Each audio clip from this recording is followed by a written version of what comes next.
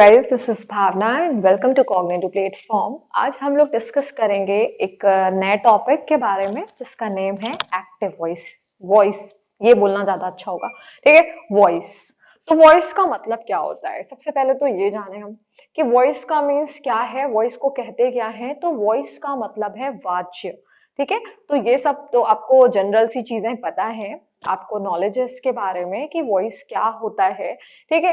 तो वॉइस का अगर हम डिवीजन कर दें, यानी वॉइस को कैसे हम समझते हैं, एक्टिव वॉइस और पैसिव वॉइस में, ठीक है। वॉइस को एक्टिव वॉइस, एक्टिव वॉइस और पैसिव वॉइस।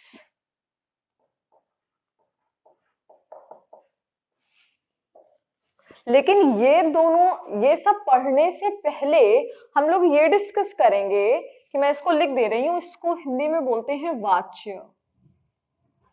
वैसे आपको ये जानने की कोई जरूरत नहीं, बस इतना समझ लीजिए ये वॉइस है, ठीक है। और एक्टिव पैसिव वॉइस हमें पढ़ना है, ये हमारे कोर्स में है और इसकी डिटेल स्टडी करेंगे हम, ठीक है। लेकिन उससे पहले हम ये तो समझ लें कि एक्टिव वॉइस होता क्या है और पैसिव वॉइस क्या होता है। अब उसके बाद देखिए, ये सब एक जनरल सी बातें हैं, लेकिन अभी मैंने यहाँ पे एक डेफिनेशन लिखी है। A verb may tell us about what a person or a thing does। कि वर्ब क्या है, हमें ये बताती है कि कोई पर्सन क्या कर रहा है या कौन सा एक्शन हो रहा है। तो जिसमें मैंने एक एग्जाम्पल लिखा हुआ है, टू एग्जाम्पल्स मैंने लिखे हैं। फर्स्ट है they will go and second is they will do the work. First is they will go and they will do the work. तो यहाँ पर इन दोनों सेंटेंसेस को पढ़ करके आपको ये क्लियर हो रहा है कि किस बारे में बात की जा रही है या फिर वर्ब कहाँ पर है, ठीक है। समझिएगा मैं क्या कहना चाह रही हूँ। मैं ये कहना चाह रही हूँ कि ये जो टू सेंटेंसेस मैंने लिखे हैं, इसमें किस बारे में बात करें। जब मैंने ऊपर आपको डेफिनेशन वर्ब के बारे में बताई है कि वर्ब क्या है, तो क्या है, वर्ब में tell us about what a person और अ थिंग डज, ठीक है। कि वर्ब हमें ये बताती है कि क्या काम हो रहा है। जैसे मैंने आपको बहुत ही इजी डेफिनेशन वर्ब के सेक्शन में बताया था कि वर्ब जो है स्टेट ऑफ एन एक्शन है, ठीक है। तो यहाँ पर क्या है, दे विल गो, तो काम क्या है, जाने का है ना। तो यहाँ पे वर्ब क्या हो जाएगी, गो। अब विल क्या है आपका, ये इसको हेल्प कर रहा है, तो ये क्या हो जाएगी, हेल्पिंग वर्ब या ऑक्सिलरी। तो ये क्लियर है आपको। ये गो क्या है, यहाँ पर वर्ब है, और दे विल डू द वर्क, तो डू क्या है, यहाँ पर भी क्या है, हमारी वर्ब है। तो मैं सर्कल कर देती हूँ, ये क्या है, आपकी मेन वर्ब है और ये क्या है, हेल्पिंग वर्ब है।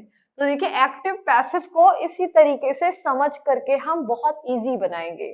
तो मैं आपको मेथड्स बता रही हूँ कि वर्ब पे कैसे कॉन्सेंट्रेट करेंगे, कैसे समझेंगे कि वर्ब किसी सेंटेंस में कहाँ पर है। फिर सेकंड क्या है, हम ये देखेंगे कि सब्जेक्ट कहाँ है। सब्जेक्ट क्या है हमारा, ये डोवर कौन काम कर रहा है। तो सब्जेक्ट को फाइंड करना बहुत ही आसान है। सब्जेक्ट को फाइंड करने का मतलब है हम ये पता लगाएं कि डोवर कौन है या काम कौन कर रहा है, ठीक है। तो वो हमारा सब्जेक्ट होगा। तो दे विल गो, तो यहाँ पर सब्जेक्ट क्या हो जाएगा, दे। और बहुत सारे ऐसे भी स्टूडेंट्स हैं जिन्होंने ये अपने माइंड में सेट करा है कि कुछ नहीं, जो आगे होता है सेंटेंस के वही सब्जेक्ट है। तो ऐसा नहीं है। डूअर हमारा सब्जेक्ट होता है जो किसी भी सेंटेंस में काम करता है, ठीक है। तो ये हुआ हमारा सब्जेक्ट और ये हुआ हेल्पिंग वर्ब और ये है मेन वर्ब। तो जैसा कि मैंने वर्ब के बारे में आपको बताया है कि वर्ब हमें ये बताएगा कि कोई पर्सन क्या काम करता है, ठीक है। जैसे खेलना, कूदना, उठना, बैठना, पढ़ाना, ठीक है। जो भी काम हो रहे हैं वो सब वर्ब हैं। तो ये समझ आ गया है वर्ब के बारे में। तो ये मेन वर्ब हुआ आपका, दे विल डू द वर्क। तो देखिए गाइस, ये क्या है, ये भी आपका वर्ब है। अब बोलोगे कि मैम ये भी तो वर्ब है, ये आपकी हेल्पिंग वर्ब है, ठीक है। तो क्लियर हो गया, ये आपका सब्जेक्ट है, ठीक है। क्या है, आपका सब्जेक्ट है। तो इन सबको समझने से पहले ये समझते हैं एक्टिव से जो हम हमारे एक सेंटेंस का एक आइडियल स्ट्रक्चर क्या होता है। किसी भी सेंटेंस का एक आइडियल स्ट्रक्चर होता है सब्जेक्ट, वर्ब और ऑब्जेक्ट। क्या है, subject, verb and object.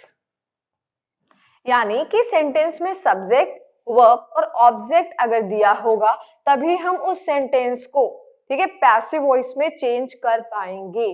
Otherwise आप उसका पैसिव नहीं बना पाओगे। जैसे कि मैंने फर्स्ट सेंटेंस लिखा, they will go, they will go, ठीक है, तो क्या इसका पैसिव वॉइस बनेगा, क्योंकि इसमें ऑब्जेक्ट नहीं दिया हुआ है।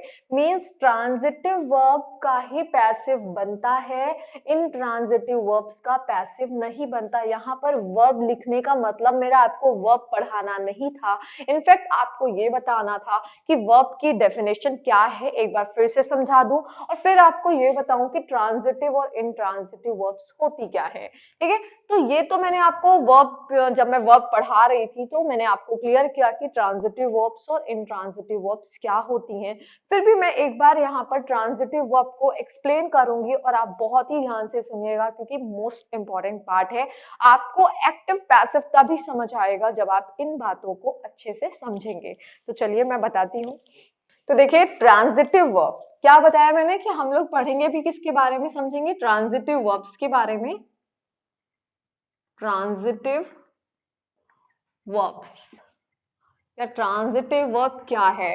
ट्रांजिटिव वर्ब ऐसी वर्ब्स को बोलते हैं जिसमें सब्जेक्ट, वर्ब और ऑब्जेक्ट यानी कि ऑब्जेक्ट दिया होता है, और इन ट्रांजिटिव में ऑब्जेक्ट नहीं दिया होता है। अब बोलेंगे मैम ये तो बहुत इजी सा हो गया, समझ आ गया, लेकिन अभी मैं कंफ्यूज कर दूंगी आपको। एक ऐसा सेंटेंस लिखूंगी और आप कंफ्यूज हो जाएंगे, ठीक है। मान लीजिए मैं लिखती हूँ birds fly, fly in the sky.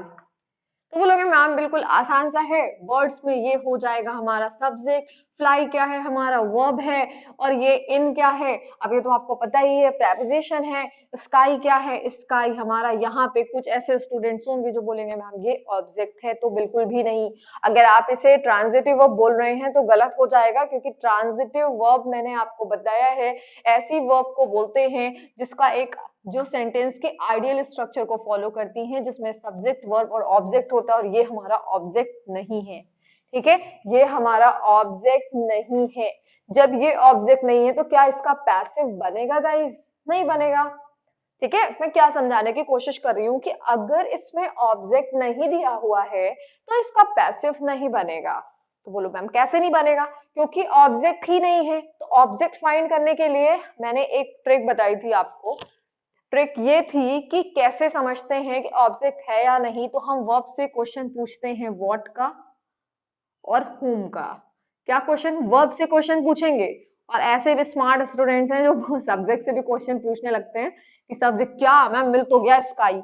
नहीं, आपको पूछना किससे है? आपको वर्ब से क्वेश्चन करना है, और जब आप whenever you will ask the question then क्या होगा?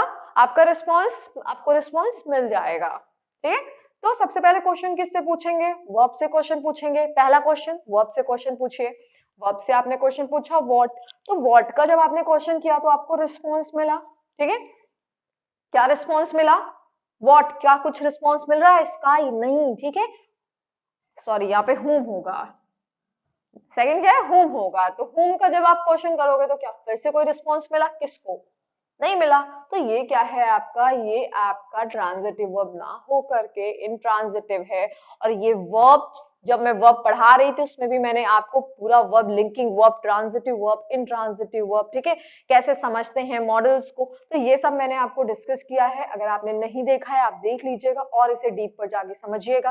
तो व्हाट और whom का क्वेश्चन करने पर अगर हमें रिस्पॉन्स मिलता है गाइस, तभी वो हमारा ट्रांजिटिव होगा, अदरवाइज हमारा सेंटेंस ट्रांजिटिव नहीं होगा। तो ये क्लियर हो गया है। तो चलिए फिर समझते हैं थोड़ा सा और। अब मैंने जैसे मान लीजिए लिखा है I will write, I'll write a letter, I will write a letter। तो देखिए अब यहां पर देखते हैं सबसे पहले, आई क्या है आपका? सब्जेक्ट है, और विल क्या है? हेल्पिंग वर्ब है, राइट क्या है? मेन वर्ब है, और लेटर क्या है आपका? ये भी आपका नाउन है, ठीक है। और दूसरी चीज क्या है? ये आपका ऑब्जेक्ट है। क्या है? ऑब्जेक्ट है। तो क्लियर हो गया कैसे ऑब्जेक्ट हुआ बच्चों? इसके लिए हम करेंगे क्या? क्वेश्चन पूछेंगे व्हाट का और होम का, हमें जो भी यानी व्हाट और होम का क्वेश्चन पूछने पर हमें जिससे भी रिस्पॉन्स मिल जाए वही हमारा ट्रांजिटिव है। तो क्या है, मैं लिखती हूँ क्या, मैं लिखती हूँ क्या, तो लेटर, ठीक है, तो लेटर क्या हुआ हमारा, ये हो गया ऑब्जेक्ट। जब ये हमें मिल गया तो इट मीन्स दैट ये हमारा ट्रांजिटिव वर्ब है, और फिर हम अब इसका पैसिव आसानी से बना सकते हैं, ठीक है। और पैसिव बनाने के लिए करते क्या है, सब्जेक्ट को ऑब्जेक्ट और ऑब्जेक्ट को सब्जेक्ट बनाते हैं। अब बोलोगे मैम आपने कंफ्यूज कर दिया, तो बिल्कुल मैंने कंफ्यूज ही किया है आपको, अभी मैं और अच्छे से डिटेल में आपको समझाती हूँ, ठीक है। तो ये क्लियर हुआ, ट्रांजिटिव वर्ब आपको क्लियर हो गई है। तो ट्रांजिटिव वर्ब क्लियर होने के बाद ही आप एक्टिव पैसिव समझ पाओगे, अदरवाइज नहीं क्लियर होगा। क्योंकि मान लीजिए अगर ऐसा सेंटेंस लिख के आ गया है आपके एग्जाम में कि birds fly in the sky, फिर आपको अगर पैसिव बनाना है तो बैठ के सोच रहे हैं मैम, मैम ने तो पढ़ाया था ऐसे इन द स्काई करके, हम उसको पूरा पैसिव में चेंज कर देंगे, तो ऐसा कुछ आपको नहीं करना है, ठीक है। चलिए, तो देखिए वॉइस है तो हम इसको ये समझते हैं, फर्स्ट हमारा क्या है, मैंने आपको समझाया एक्टिव वॉइस, एक्टिव वॉइस, और VICE नहीं लिखिएगा क्योंकि मीनिंग फिर आपकी चेंज हो जाएगी, ठीक है। एक्टिव वॉइस, और सेकंड क्या है आपका पैसिव वॉइस, पैसिव वॉइस। और मैंने आपको ये भी बता दिया है कि हमारा जो है सेंटेंस पैसिव में तभी चेंज होगा जब वो ट्रांजिटिव वर्ब होगा, ठीक है, अदरवाइज नहीं होगा। तो ये एक्टिव वॉइस में अब देखिए सेंटेंस का एक आइडियल स्ट्रक्चर मैंने आपको बताया है, क्या होता है, सब्जेक्ट वर्ब और ऑब्जेक्ट, ठीक है, सब्जेक्ट वर्ब एंड ऑब्जेक्ट। और पैसिव का भी यही होगा, सब्जेक्ट वर्ब एंड ऑब्जेक्ट, ठीक है।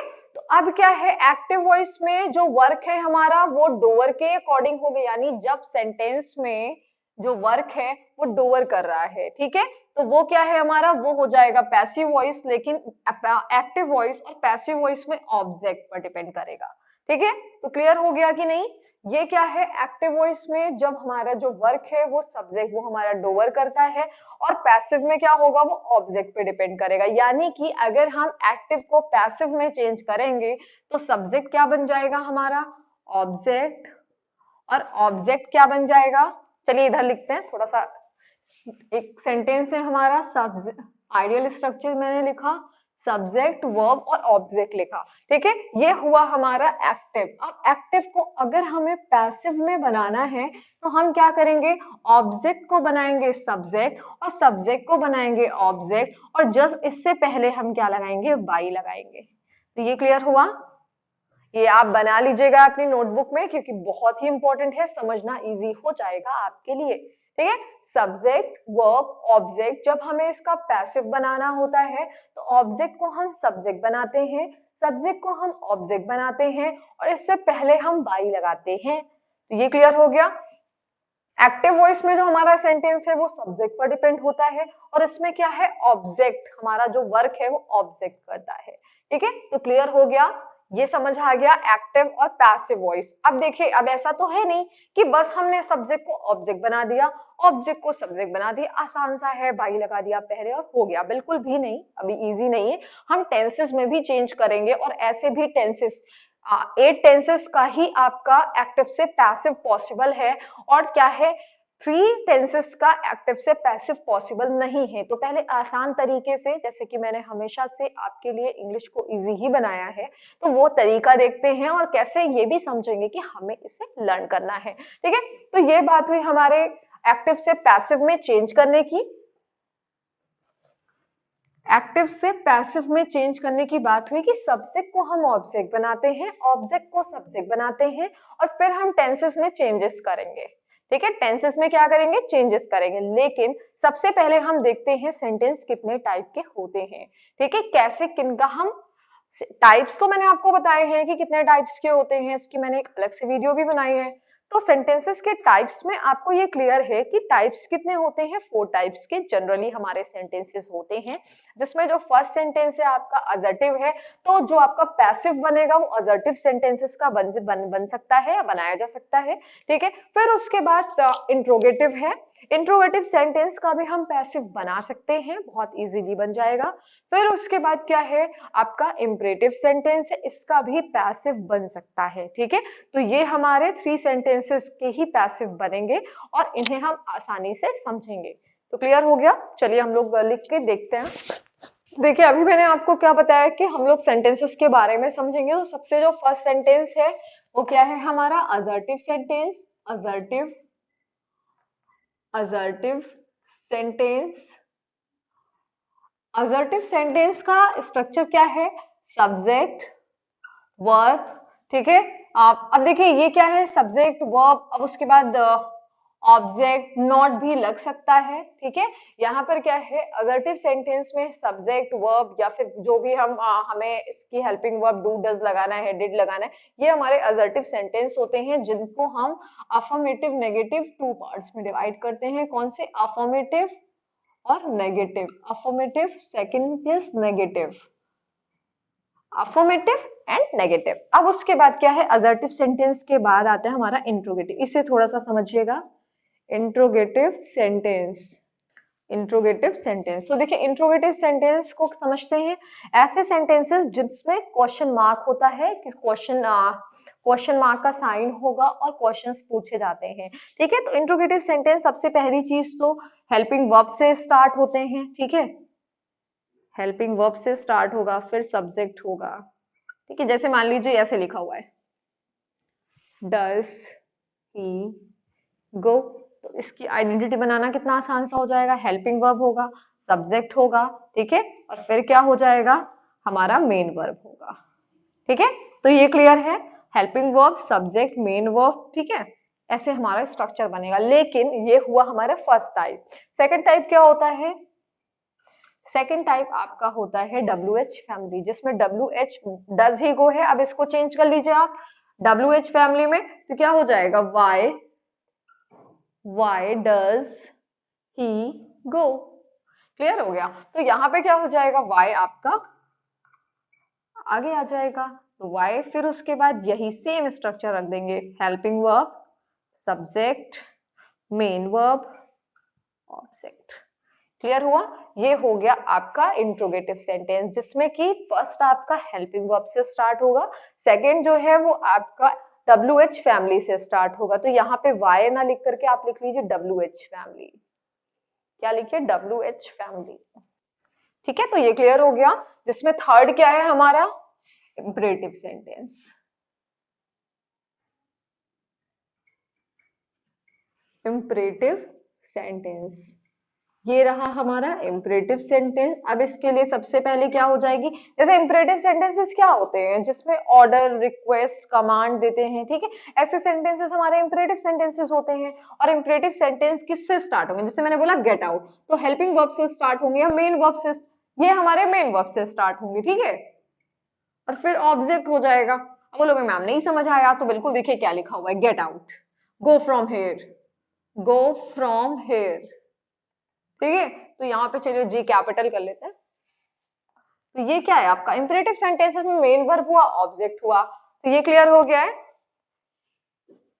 और ऐसे भी होता है ना, डोंट गो फ्रॉम हेयर, ऐसे हो जाएगा, तो आपकी हेल्पिंग वर्ब आगे आ जाएगी। तो ये क्लियर हो गए। अभी मैंने आपको क्या समझाया कि सबसे पहले हमें वॉइस को पढ़ने से पहले जो जनरल इंफॉर्मेशन, मान लीजिए मैं आपको वॉइस पढ़ा दूं, बोलूं एक्टिव वॉइस को पैसिव में चेंज करने का ये तरीका है, ऐसे हो गया बस खत्म।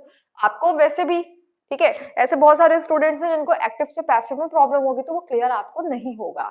तो इसे समझने का पहले ये तरीका है कि आप ये समझ लीजिए इसकी फाउंडेशंस हैं क्या, ठीक है, ये नींव क्या है, कैसे समझेंगे। तो सबसे पहला हमारा असर्टिव सेंटेंस है, सेकंड हमारा इंट्रोगेटिव है, थर्ड हमारे इंपरेटिव सेंटेंसेस हैं, जिन्हें हम सबसे पहले इनके स्ट्रक्चर को समझेंगे, जानेंगे और देखेंगे। तो ये हुए हमारे रूल्स, जिसे आप लिख लीजिएगा। और वैसे ऐसे स्टूडेंट्स होंगे जिन्हें ये सब बहुत इजीली क्लियर है, तो अब फिर आपको लिखने की कोई जरूरत नहीं है, बस मैं एक बेसिक इंट्रो दे रही हूँ। तो क्लियर हुआ। अब इसके बाद हम लोग टेंसेस का देखते हैं कि किस तरीके से टेंसेस में चेंजेस होंगे, ठीक है। तो देखिए गाइस, सबसे पहले हम लोग ये समझते हैं कि टेंसेस में कैसे चेंजेस होंगे। तो देखिए बहुत आसान तरीके से मैंने एक ये चार्ट बनाया हुआ है, इसके समझना आपके लिए बहुत ही इजी हो जाएगा। तो देखिए मैंने लिखा इंडेफिनिट, फिर लिखा है कॉन्टिन्यूअस, फिर लिखा है परफेक्ट। फर्स्ट क्या है, इंडेफिनिट, कॉन्टिन्यूअस, परफेक्ट। जब हम इंडेफिनिट को हम चेंज करते हैं तो वो हमारे कॉन्टिन्यूअस में चेंज हो जाएंगे, ठीक है। अब इसमें प्रेजेंट इंडेफिनिट हो या पास्ट इंडेफिनिट हो या फ्यूचर इंडेफिनिट हो, यानी सारे जो हमारे प्रेजेंट इंडेफिनिट जो है आपका, ठीक है, वो आपका प्रेजेंट कॉन्टिन्यूअस में चेंज हो जाएगा। फ्यूचर मान लीजिए फ्यूचर इंडेफिनिट है, ठीक है, तो हम इसको समझते हैं। पहले पहले मैंने जो लिखा है आप इसे देख लीजिए कि वॉइस है, वॉइस में टेंसेस को हम कैसे चेंज करेंगे। तो प्रेजेंट इंडेफिनिट है, प्रेजेंट इंडेफिनिट जो टेंस है हमारा वो प्रेजेंट कॉन्टिन्यूअस में चेंज हो जाएगा। पास्ट इंडेफिनिट पास्ट कॉन्टिन्यूअस में चेंज हो जाएगा। फ्यूचर इंडेफिनिट फ्यूचर कॉन्टिन्यूअस में चेंज हो जाएगा। अभी मैं लिख भी दे रही हूँ बहुत इजी तरीके से। फिर देखिए वॉइस में जो हमारा कॉन्टिन्यूअस जो टेंस जो हमारा कॉन्टिन्यूअस है वो किस में चेंज, मान लीजिए अगर प्रेजेंट, मैं हो सकता है बहुत जल्दी बता रही हूँ, फिर से मैं थोड़ा सा स्पीड अपनी स्लो कर दूं। देखिए ऐसे समझते हैं, इनडेफिनिट जो है, जितने भी इनडेफिनिट होंगे वो कॉन्टिन्यूअस में चेंज हो जाएंगे। सबसे पहले ये सब हटा देते हैं, ठीक है। आप ये भूल जाइए कि ये कुछ लिखा हुआ है पी पास्ट, ये कुछ भी नहीं है, बस इनडेफिनिट जो है, जो टेंसेस हैं वो कॉन्टिन्यूअस में चेंज हो जाएंगे। क्लियर हुआ। और कॉन्टिन्यूअस जो है, जो कॉन्टिन्यूअस टेंस है वो बीइंग में चेंज हो जाएंगे, BEING। और परफेक्ट जो है वो बीन में चेंज हो जाएंगे, BEEN। क्लियर हुआ, बस इतना समझिए। क्या बोला मैंने कि इनडेफिनिट जो है वो कॉन्टिन्यूअस में चेंज होंगे, और जो इनडेफिनिट कॉन्टिन्यूअस में, अगर इसमें प्रेजेंट, हो सकता है मैं कंफ्यूज कर रही हूँ आपको। देखिए इनडेफिनिट किस में चेंज होगा, कॉन्टिन्यूअस में, कॉन्टिन्यूअस आपका बीइंग में चेंज होगा, और परफेक्ट बीन में होगा। बस इतना क्लियर हुआ। तो अब इनडेफिनिट मैंने आपको बताया कि कॉन्टिन्यूअस में, देखिए ऐसे समझते हैं, इनडेफिनिट मैंने क्या बताया आपको कि कॉन्टिन्यूअस में चेंज होगा। तो बिल्कुल अब क्या है, आसान सा, प्रेजेंट इंडेफिनिट, यहाँ पे लिख लीजिए प्रेजेंट इंडेफिनिट, जिसमें आपका है प्रेजेंट इंडेफिनिट, प्रेजेंट इंडेफिनिट, ठीक है, पास्ट इंडेफिनिट, और फिर क्या है फ्यूचर इंडेफिनिट, फ्यूचर इंडेफिनिट। तो future indefinite, present indefinite, past indefinite, इसे मैंने शॉर्ट में लिखा है पास्ट इंडेफिनिट, फ्यूचर इंडेफिनिट। ये हमारे, जैसे मान लीजिए प्रेजेंट इंडेफिनिट है तो वो प्रेजेंट कॉन्टिन्यूअस में चेंज हो जाएगा। किस में चेंज हो जाएगा, प्रेजेंट कॉन्टिन्यूअस में। ये हमारा चेंज हो जाएगा प्रेजेंट कॉन्टिन्यूअस में। पास्ट इंडेफिनिट किस में चेंज हो जाएगा, पास्ट कॉन्टिन्यूअस में। फ्यूचर इंडेफिनिट किस में चेंज हो जाएगा, फ्यूचर कॉन्टिन्यूअस में। अब समझ में आ गया। तो बहुत ही आसान सा हो गया, यानी जो हमारा इंडेफिनिट है वो सिर्फ इतना समझिए कॉन्टिन्यूअस में चेंज हो जाएगा। अगर प्रेजेंट इंडेफिनिट है तो फिर वो प्रेजेंट कॉन्टिन्यूअस में चेंज हो जाएगा। पास्ट इंडेफिनिट है, पास्ट कॉन्टिन्यूअस में चेंज हो जाएगा, ठीक है। फ्यूचर इंडेफिनिट है तो फ्यूचर कॉन्टिन्यूअस में चेंज हो जाएगा। तो समझ में आया, किस में चेंज हो जाएगा, फ्यूचर कॉन्टिन्यूअस में चेंज हो जाएगा। फिर उसके बाद देखिए अगर कॉन्टिन्यूअस है तो कॉन्टिन्यूअस हमारा BEING में चेंज होगा। तो मान लीजिए अगर यहाँ पर मैं प्रेजेंट, मैं लिख देती हूँ प्रेजेंट कॉन्टिन्यूअस है, प्रेजेंट कॉन्टिन्यूअस है, ठीक है। तो प्रेजेंट कॉन्टिन्यूअस में क्या हो जाएगा, BEING होगा। और पास्ट कॉन्टिन्यूअस भी पास्ट कॉन्टिन्यूअस में होगा, उसमें BEING लगेगा। क्या होगा, पास्ट कॉन्टिन्यूअस में BEING आएगा, ठीक है। या प्रेजेंट कॉन्टिन्यूअस में इसे चेंज किस में करते हैं, बस BEING में। क्लियर हो गया। फिर परफेक्ट है तो परफेक्ट किस में चेंज होगा, मान लीजिए अगर प्रेजेंट परफेक्ट है तो प्रेजेंट परफेक्ट भी प्रेजेंट परफेक्ट में ही रहेगा, बस बीन लग जाएगा, ठीक है। प्रेजेंट परफेक्ट क्या है, बीन आ जाएगा। पास्ट परफेक्ट में भी बीन लग जाएगा, फ्यूचर परफेक्ट में भी बीन आ जाएगा। तो अब देखिए मैंने आपको क्या बताया था, मैंने बताया था कि केवल 8 टेंसेस का ही पैसिव में चेंजेस पॉसिबल है, और 3 टेंसेस का पैसिव में चेंजेस पॉसिबल नहीं है। हो सकता है कि एग्जामिनर क्या करे आपको, ठीक है, प्रेजेंट परफेक्ट कॉन्टिन्यूअस में दे दे, और फिर आप बैठ करके लगाते रहो, आपको समझ नहीं आ रहा है, परेशान हो रहे हैं, ठीक है, तो वो चीज नहीं रखना है, बस इतना समझना है कि प्रेजेंट परफेक्ट कॉन्टिन्यूअस टेंस, अगर प्रेजेंट परफेक्ट कंटिन्यूअस है, पास्ट परफेक्ट कंटिन्यूअस है, ठीक है, मान लीजिए अगर ये सारे टेंसेस दिए हुए हैं तो फिर उनका हम क्या करेंगे, उन्हें हम पैसिव में चेंज नहीं करेंगे। केवल 8 हमारे टेंसेस हैं जिनको हम पैसिव में चेंज करेंगे, 8 टेंसेस को ही हम चेंज करते हैं। इनडेफिनिट हमारा, समझिएगा यहाँ पर थोड़ा सा बस दिमाग लगाइए, इनडेफिनिट हमारा किस में चेंज हो जाएगा, यानी अगर प्रेजेंट पास्ट फ्यूचर इनडेफिनिट है तो वो हमारा present continuous present indefinite present continuous में, पास्ट इंडेफिनिट पास्ट कॉन्टिन्यूअस में, और फिर उसके बाद क्या फ्यूचर इंडेफिनिट फ्यूचर कॉन्टिन्यूअस में चेंज हो जाएगा। जब मैं आपको बताऊंगी, मैं इससे रिलेटेड कुछ सेंटेंसेस कराऊंगी तो और भी ज्यादा आसान हो जाएगा। ठीक है, फिर क्या है, प्रेजेंट कॉन्टिन्यूअस किस में चेंज हो जाएगा, प्रेजेंट कॉन्टिन्यूअस में कुछ नहीं, बस हम बीई आईएनजी लगा देंगे। ठीक है, और पास्ट कॉन्टिन्यूअस में भी बीई आईएनजी लगाएंगे, यानी इज एम आर या इज एम आर आईएनजी जो है, ठीक है, तो उसके साथ क्या हो जाएगा, बीइंग आ जाएगा, तो इज एम आर नहीं हटेगा। ठीक है, फिर उसके बाद परफेक्ट है जिसमें present perfect past perfect future perfect दिया हुआ है, वो हमारे टेंसेस दिए हुए हैं, बीन में चेंज कर देंगे, तो बस हो गया, आसान सा था ये। ठीक है, तो ये आप चार्ट मैंने जो बनाया है इसे बना लीजिए, और आप, ये एक इजी फॉर्मूला है, इजी मेथड है, वरना आप रटते रहोगे प्रेजेंट इंडेफिनिट पास्ट इंडेफिनिट, ठीक है, फिर रटोगे आप क्या, प्रेजेंट कॉन्टिन्यूअस बीइंग आएगा पास्ट, फिर उसके बाद पढ़ोगे प्रेजेंट परफेक्ट है बीन लगाएंगे, ऐसे करके लर्न करना आपके लिए बहुत डिफिकल्ट हो जाएगा, क्योंकि नैरेशन इससे पहले जो मैंने टॉपिक आपको क्लियर किया है उसमें ही कंफ्यूजन आपको टेंसेस में हो जाएगी। ठीक है, दोनों मिक्सअप हो जाएंगे और समझना डिफिकल्ट होगा। तो इसको आसान बनाने के लिए करिए क्या, इस चार्ट को बनाइए, और बनाने के बाद ये समझिए कि इनडेफिनिट को हम कैसे समझते हैं, किस तरीके से चेंजेस इनडेफिनिट का जो है कॉन्टिन्यूअस में चेंज होगा। हमारे जितने भी इनडेफिनिट हैं वो कॉन्टिन्यूअस में चेंज हो जाएंगे। अब बोलोगे मैम कैसे, तो मैंने आपको ये बता दिया है, कॉन्टिन्यूअस बी आईएनजी में चेंज होंगे और परफेक्ट हमारा बीन में चेंज होगा। तो ये क्लियर हो गया है। अब हमारा पैसिव बहुत ही आसान सा हो जाएगा। ठीक है, कैसे, मान लीजिए मैंने लिखा आई राइट अ लेटर। ठीक है, तो मैंने आपको क्या बताया था कि पैसिव में चेंज करें, ये हमारा सब्जेक्ट है, ये हमारा क्या है, ऑब्जेक्ट है, ये हमारा ट्रांजिटिव वर्ब है, इसीलिए चेंज होगा, अदरवाइज नहीं होगा। तो अब हमने क्या बताया, सब्जेक्ट को ऑब्जेक्ट, ऑब्जेक्ट को सब्जेक्ट, बाई लिखते हैं, तो यहाँ पे क्या हो जाएगा, अ लेटर, अ लेटर। ठीक है, क्या हो गया, अ लेटर, क्लियर हो गया, अ लेटर हो गया। फिर उसके बाद हम क्या करेंगे, यहाँ पे लिखा हुआ है, मैंने क्या बताया था रूल्स में कि अब उसके बाद हम टेंसेस को चेंज करेंगे। तो प्रेजेंट इंडेफिनिट किस में चेंज होता है, देखिए लिखा हुआ है प्रेजेंट इंडेफिनिट प्रेजेंट कॉन्टिन्यूअस में चेंज हो जाएगा, ये देखिए लिखा है प्रेजेंट इंडेफिनिट प्रेजेंट कॉन्टिन्यूअस में चेंज हो जाएगा। तो प्रेजेंट इंडेफिनिट क्या है, प्रेजेंट इंडेफिनिट में एस या ईएस लगेगा। ठीक है, तो ये किस में, एस या एस है, प्लूरल के साथ एस या एस नहीं लगेगा। तो प्रेजेंट कॉन्टिन्यूअस टेंस की आइडेंटिटी होती है इज एम आर। अब इतना तो आपको आता ही होगा, नहीं तो फिर मैं टेंसेस की भी एक वीडियो बना दूंगी। ठीक है, तो यहाँ पे क्या है हमारा, अ लेटर, तो लेटर एक है ना, प्रेजेंट कॉन्टिन्यूअस टेंस की आइडेंटिटी क्या होती, इज एम आर।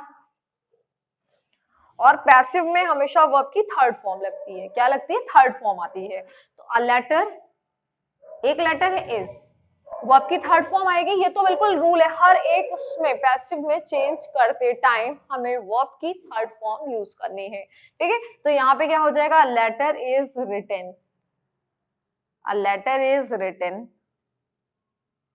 WRITTEN है, अ लेटर इज रिटन, फिर क्या है, बाई लगेगा, बाई, आई का क्या हो जाएगा, मी। यानी कि देखिए एक बार और मैं रूल्स क्लियर करती हूँ। सब्जेक्ट हमारा बनेगा, सब्जेक्ट वर्ब, ऑब्जेक्ट है तो सब्जेक्ट बनेगा ऑब्जेक्ट, ऑब्जेक्ट बनेगा हमारा सब्जेक्ट, और फिर टेंस के अकॉर्डिंग, टेंसेस के अकॉर्डिंग चेंज करेंगे। वर्ब की हमेशा थर्ड फॉर्म होगी और ऑब्जेक्ट से पहले हम बाई लगाते हैं। तो क्लियर हुआ, फिर से देखिए, जब हम एक्टिव को पैसिव में चेंज करते हैं गाइस, ऑब्जेक्ट को सब्जेक्ट, सब्जेक्ट को ऑब्जेक्ट, सब्जेक्ट को ऑब्जेक्ट, ऑब्जेक्ट को सब्जेक्ट, और फिर क्या करेंगे, वर्ब की हमेशा थर्ड फॉर्म आएगी, आपका कोई भी टेंस हो, ये बहुत आसान सा है कि वर्ब की थर्ड फॉर्म आएगी, टेंसेस के अकॉर्डिंग चेंज करेंगे और बाई लगाएंगे देन ऑब्जेक्ट। क्लियर है? तो यहाँ पे क्या था, अ लेटर है, तो अ लेटर को हमने, ये हमारा ऑब्जेक्ट था, इसको हमने बना लिया सब्जेक्ट, टेंस के अकॉर्डिंग चेंज किया, प्रेजेंट इंडेफिनिट को प्रेजेंट कॉन्टिन्यूअस में चेंज कर दिया, ठीक है, प्रेजेंट इंडेफिनिट को प्रेजेंट कॉन्टिन्यूअस में चेंज किया। अब प्रेजेंट कॉन्टिन्यूअस में चेंज करा, इज एमआर आ गया, इज लगाया मैंने क्योंकि एक लेटर था। फिर उसके बाद वर्ब की कौन सी फॉर्म आई, वर्ब की थर्ड फॉर्म आएगी, ये तो बिल्कुल आपको याद रखना ही है कि पैसिव में चेंज करते टाइम वर्ब की हमेशा हमें थर्ड फॉर्म यूज करनी है, ठीक है। तो राइट, रोट, रिटन। अब वर्ब की थर्ड फॉर्म बोलोगे मैम नहीं आती है, तो ये आपकी प्रॉब्लम है, आप इसे लर्न करिए, देखिए, समझिए, या वर्ब के सेक्शन में जो मैंने फॉर्म्स बताई हैं उन्हें क्लियर किया है, उसे देख लीजिए। फिर भी अगर आपको प्रॉब्लम है तो आप कमेंट सेक्शन पे लिखिए, आपको कोई टॉपिक नहीं क्लियर हो रहा है, मैं कोशिश करूंगी कि मैं उसे क्लियर करूं, ठीक है। तो ये समझ आया, फिर बाई लगाएंगे, फिर मी करेंगे, तो ये हमारा हो गया पैसिव में चेंज। तो क्लियर हुआ? चलिए एक दो सेंटेंसेस और करते हैं और समझते हैं। तो देखिए 2 सेंटेंसेस मैंने लिखे हैं और इनका हम इन्हें पैसिव में चेंज करेंगे। तो देखिए क्या है, ही गेव मी स्पेक्टिकल्स, क्या लिखा है, ही गेव मी स्पेक्टिकल्स। तो देखिए अगर यहाँ पे ये लिखा हुआ है तो मैंने आपको बताया था कि सब्जेक्ट को मैं मार्कर चेंज करती हूँ। तो देखिए ये क्या है, हमारा ऑब्जेक्ट है और ये क्या है, हमारा सब्जेक्ट है, ठीक है। तो हम करेंगे क्या, अब इसको हम लिखेंगे क्या, spectacles, he gave me spectacles, spectacles, spectacles. अब देखिए ये हमारा पास्ट इंडेफिनिट है, पास्ट इंडेफिनिट किस में चेंज होगा, पास्ट कॉन्टिन्यूअस में चेंज होगा, ये मैंने आपको बताया है। देखिए पास्ट इंडेफिनिट किस में चेंज हो जाएगा, पास्ट कॉन्टिन्यूअस में, देखिए एरो जा रही है ना, तो किस में चेंज होगा, पास्ट कॉन्टिन्यूअस में चेंज होगा। तो अब यहाँ पे क्या हो जाएगा, पास्ट कॉन्टिन्यूअस की आइडेंटिटी क्या है, वॉज वर होगा, और आईएनजी होता है, लेकिन पैसिव में आईएनजी नहीं लगाते हैं, वर्ब की थर्ड फॉर्म होगी। तो क्या हो जाएगा, स्पेक्टिकल्स। अब स्पेक्टिकल्स है तो इसे प्लूरल में काउंट करते हैं, तो यहाँ पे हो जाएगा वर, स्पेक्टिकल्स वर, स्पेक्टिकल्स वर। अब इसके बाद मैंने आपको बताया है कि पैसिव में वर्ब की थर्ड फॉर्म आती है, were given by, given to me by him, by he का क्या हो जाएगा, हिम, बाय हिम। तो क्लियर हो गया, क्या हो जाएगा, स्पेक्टिकल्स वर, वर्ब की थर्ड फॉर्म आएगी, given to me by him. Clear हुआ? अब देखिए यहाँ पे क्या है, they will do the work, तो यहाँ पे ये क्या हो जाएगा, ये हमारा सब्जेक्ट हो जाएगा, द वर्क, द वर्क। अब विल है तो विल किस में चेंज, देखिए विल है आपका यानी फ्यूचर इंडेफिनिट, फ्यूचर इंडेफिनिट है, किस में चेंज होगा, फ्यूचर कॉन्टिन्यूअस में चेंज होगा, ठीक है। तो क्या हो जाएगा,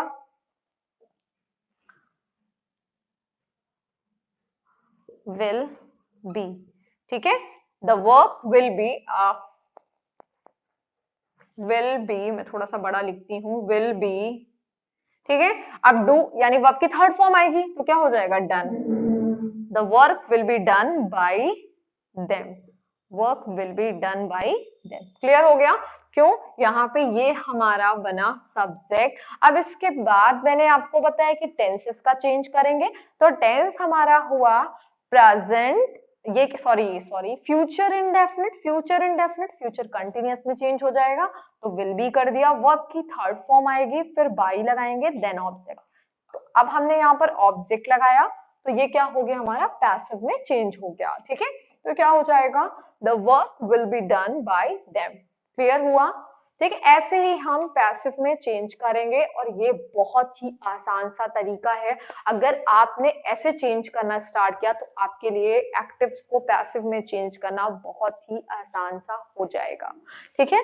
और जनरली हमारे एग्जाम्स में बहुत डिफिकल्ट क्वेश्चंस नहीं आते हैं, बस थोड़े से ट्रिकी क्वेश्चंस होते हैं कि कैसे आप कर रहे हो। मान लीजिए ऐसा टेंस दे सकते हैं जिससे पैसिव में चेंज करना पॉसिबल ही ना हो, ठीक है, क्या बोला मैंने, ऐसा भी टेंस दे सकते हैं जिसे पैसिव में चेंज करना पॉसिबल ना हो, या फिर कोई इंट्रांजिटिव वर्ब दे सकते हैं। अगर उन्होंने इंट्रांजिटिव वर्ब दे दिया, मान लीजिए इंट्रांजिटिव वर्ब देते हैं, तो क्या करोगे, इंट्रांजिटिव वर्ब के दिए होने पर आप उसे पैसिव में चेंज नहीं करोगे, क्योंकि उसका पैसिव नहीं बनेगा।